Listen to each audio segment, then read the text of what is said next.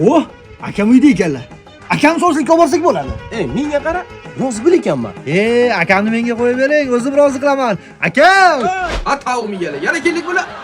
Og'zingga uchkurlar. Ke. O'zimni rais akam. Ha.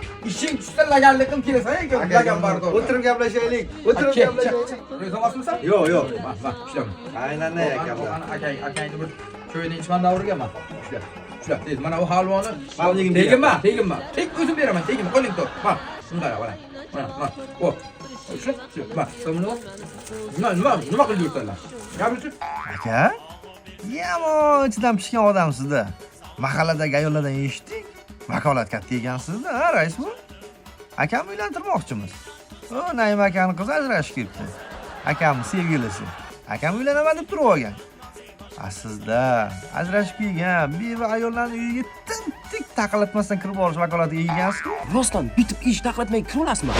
Hokimiyatdan kam ta'minlanganlarga ehson sifatida uncha, moycha, shikalatchalarni berib yuborsa, avval qarindosh, tog'a, xola, amma, jiyanlarga tarqatib, keyin qolib ketsa agar hech kim shubhalanmasin deb, ikkitagina kam ta'minlanganlarga berish vakolatiga ham ega ekansiz-ku.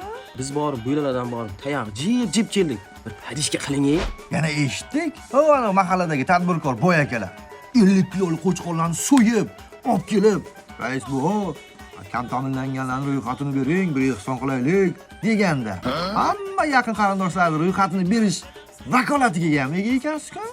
Hech yordam qilmaysiz bizga. Biz ham aka-ukangizmiz-ku. To'xta, shavroma o'zingni bos. Menga unaqa vakolat yo'q, jon uka. To'g'ri, men ham raisman, lekin mahalla raisi emasman. Men davr raisman-ku, to'ylarni o'tkazadigan. Keyin samaga qara, o'sha og'zi buzuq mahallangni ayollariga ayt, og'zini qisib yursin, tushundingmi? Avval bo'lgan bo'lishi mumkin bunaqa vijdoni yo'q, Xudodan qo'rqmaydigan raislar. Hozir hammasi joyida, hammasi yaxshi. Tushundingmi? Keyin siz uylangiz kelib qolibdi. Bilyaptimi? O kontraktni kim to'laydi? Kreditni kim to'laydi? Rostlanamsiz, mahalla raisi emas, davra raisisiz. Endi kim boradi menga sovchilikka? Qani otang rais, olib keladimi?